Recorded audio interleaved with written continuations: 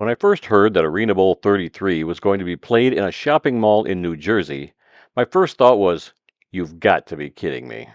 But the more I learned about it, the more I was intrigued by the idea. Well, now I just had to go to the game and see this for myself.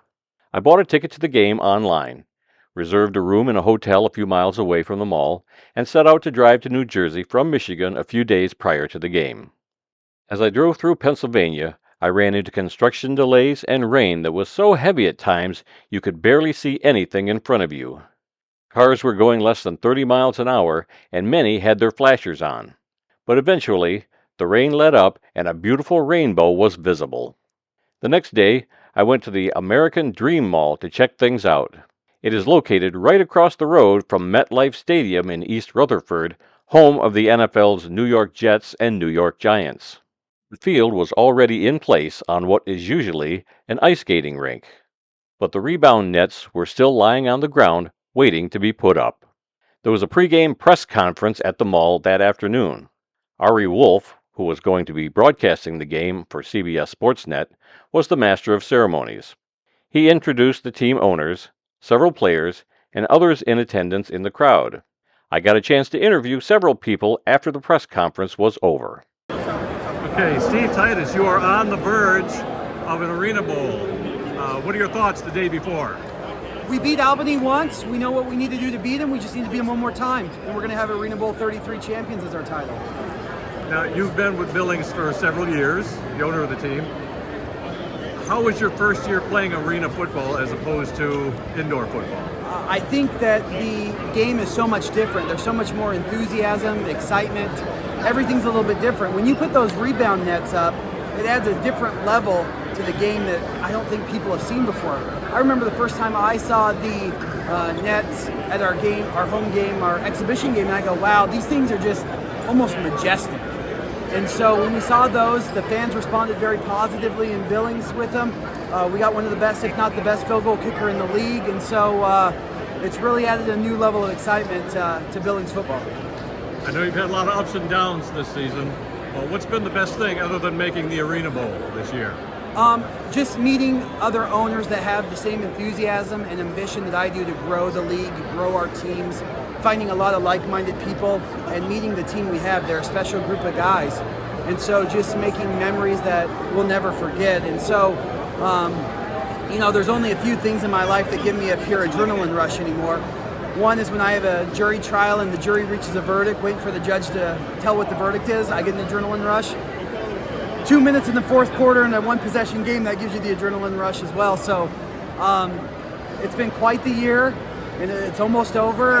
24 hours from now, we're getting ready for kickoff. So 2023 is almost in the books, and hopefully in about 29 hours from now, we'll be saying Billings Outlaws Arena Football Champions. How long before you start thinking about next year? I know Coach Walker. He'll be calling me Sunday at noon. He'll be going, what we're going to do for next year. So, they say that you're never in the off season, you're between seasons. And so I think we'll take a week, maybe 2 weeks to regroup at that, and we'll start planning what we're going to be doing for next year. Were you the coach of the team last year? No, this is my first year. Okay. Last year, Billings was in the other league. Right. So when Mr. Titus bought the team, he knew I had experience in the league, so he asked me to come and coach. How is the arena football game now compared to what it was 10 years ago? It's got a ways to go. I mean, you look at the guys that were here, the E.J. Birds, the Tony Bowicks, myself, Gary Compton. This was our livelihood. And the thing is, we were the beginning stage of it, and we've got to get back to that point. Once we get the beginning together, then I think it's going to be good, the foundation part. How long do you think it'll take to get back to that? I think, honestly, it's already started. We're getting Mr. Fisher there, getting the ownership in here, getting them in, get the right type of people. The one thing is once the playoff game, the championship game is over with, to have a full off season to make sure everything's done the correct way instead of trying to just get by, fly by night, which is where we were this past year, up until Mr. Fisher took over. Cedric Bonner, what's more fun, playing arena football or coaching arena football? Playing, because I have more control. But coaching, just watching the development and watching the young guys grow, that's for me, that's fruitful, right? Being able to do that. I had plenty of time to play, enjoyed it, I would go back and do it all over again, but it's time to pass it on to this next level, and it's fun to watch those guys grow and develop. Is this your first year coaching anywhere? No, I've been coaching. I've been coaching high school since 2006 in Denver, Colorado. I was the OC in Chicago with the Rush in 2011, and then I went back to coach my son's teams, and now I'm the OC at the high school where he's at, so I'm in good shape. What's it like being associated with arena football again?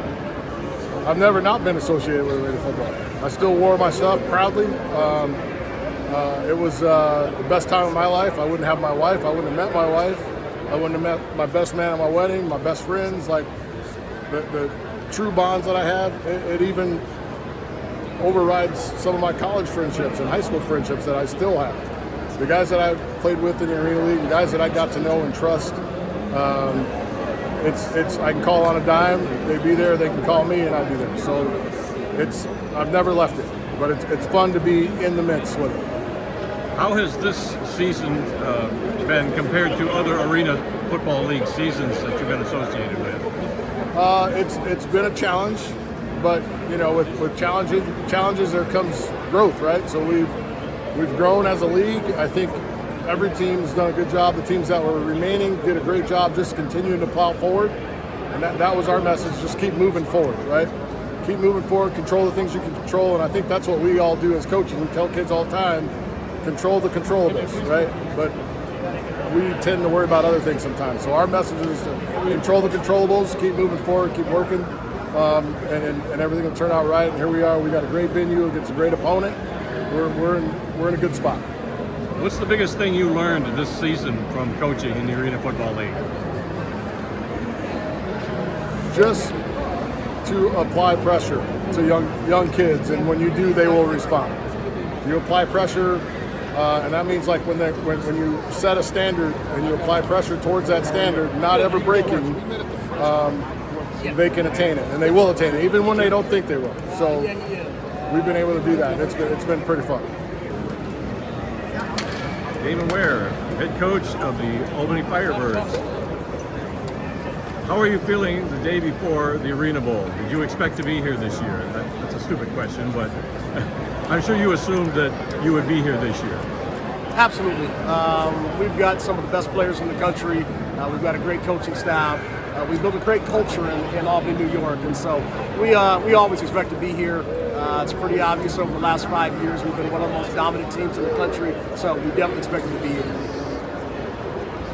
Were you the coach of the team when they were in a different league? Yes. So what is the biggest thing about coming back to the Arena Football League this season?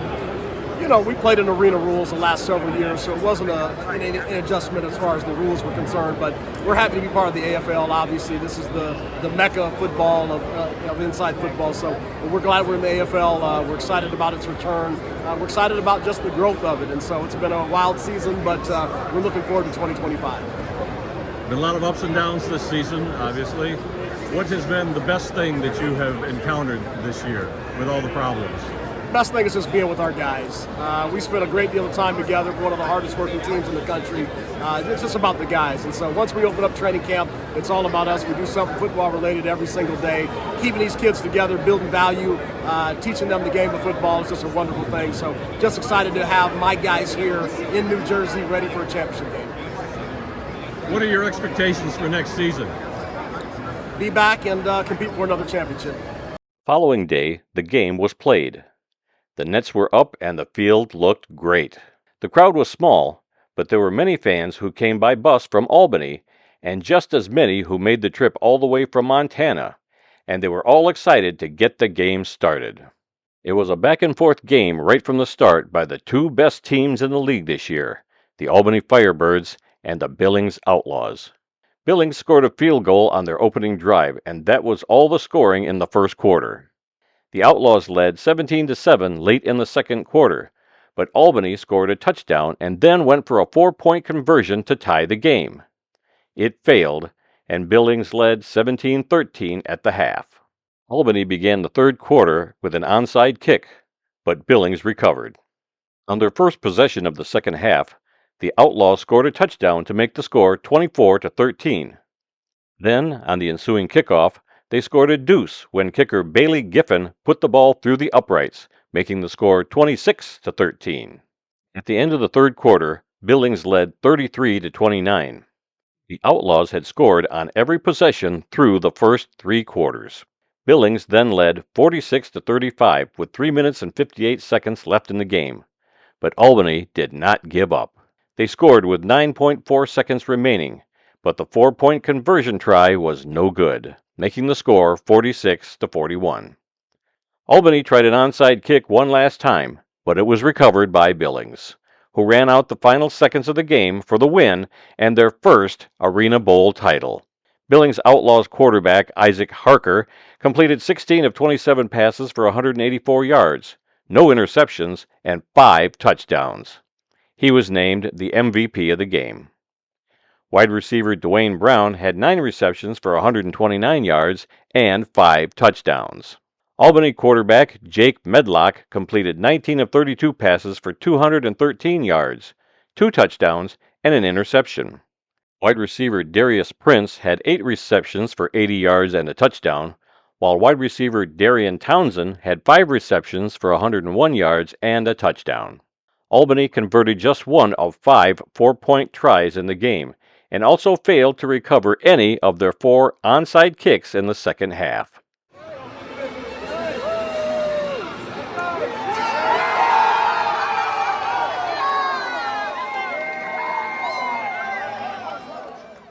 It was great to see the Arena Football League that I have loved since 2000 end the season on a high note with a close, competitive game played in a unique and visually stunning location.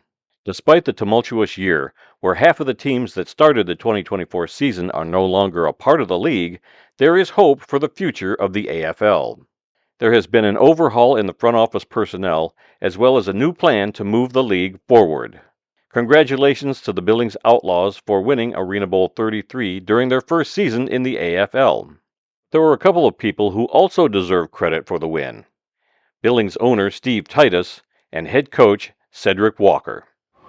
Steve Titus, owner of the Arena Bowl champion Billings Outlaws. How does this feel? You know, it's starting to sink in a little bit. I mean, before the game you think, yeah, you might win, how are you going to react, what are you going to say, and you really forget everything you think. It's amazing. From the season that we went through, the lows to the highs, everything in between, this was the end goal. The end goal was to be Arena Bowl champions, and we met our objective. And so, all things considered, there's no other place I want to be, there's no other people I want to go through it with. It feels so good to be called Arena Bowl champions. That's something that'll be with you the rest of your life.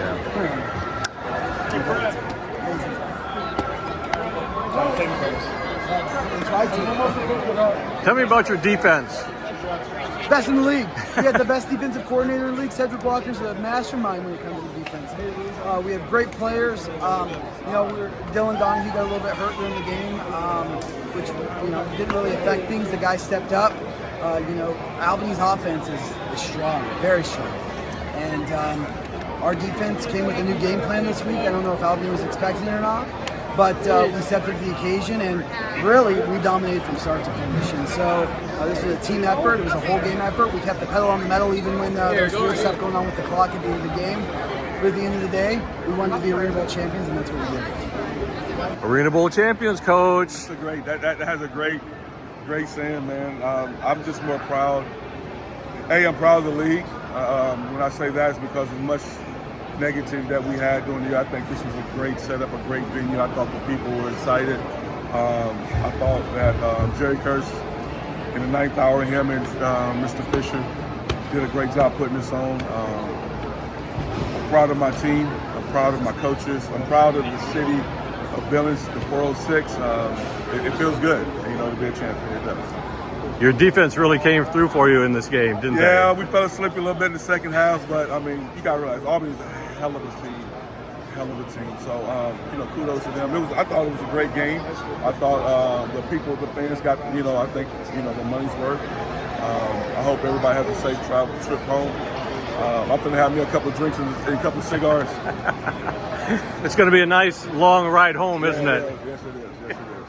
But there was still one more person that I couldn't resist talking to on the field after the game. His name is Adam, and he is a Billings Outlaws super fan. Adam, your reaction to the win tonight? Amazing team win all the way around. The Firebirds were amazingly tough. They kept digging in, and I thought they were going to take it there at the end. Just amazing how we banded together and got that W, brought home the cup. How long have you been a Billings fan? The last 3 years that they came back. Before that, we'd go to the Outlaws before they disbanded. But yeah, no, I've been a true fan since they came back, and this is my daily attire at a game. So the last 3 years, this Yes. is how you've gone to the games? Yes. It changes a little bit every year. Like I added this year. I added the suit last year. Give me a profile so I can get that mohawk in here. There you go. That's awesome. Well, that was the Brawl at the Mall. What a unique setting for an Arena Bowl game. I met an awful lot of really nice Albany fans and some really nice Billings fans. Just a great time. Everybody had a good time. Of course, Albany, somebody had to lose, and that was Albany this time, but very happy for Billings getting their first Arena Bowl championship. There were a few problems at the game. For one thing, there was no play clock anywhere, so you didn't know how long the quarterback had to snap the ball. There was no indication on the scoreboard of how many timeouts either team had or had used. And there was no replay boards, so you couldn't ever see a replay of any of the plays. You didn't know, if you didn't see it, you didn't know what happened, didn't know if that was a fumble or not, because you couldn't see a replay. Just a very, very unique setting. Something they'll be talking about for years. I think this was the best way to end this season, at a very unique setting for the Arena Bowl. Not a lot of fans, but the game looked great. I'm sure it looked great on television. It was just great to be there, great atmosphere. Yeah, and first thing in the morning, I'm back in my hotel room now. First thing in the morning, I'll be hitting the road and heading back to Michigan, another 12 or 13 hour drive to get home. Sorry you missed it, Adam. This was a good time. Maybe next time.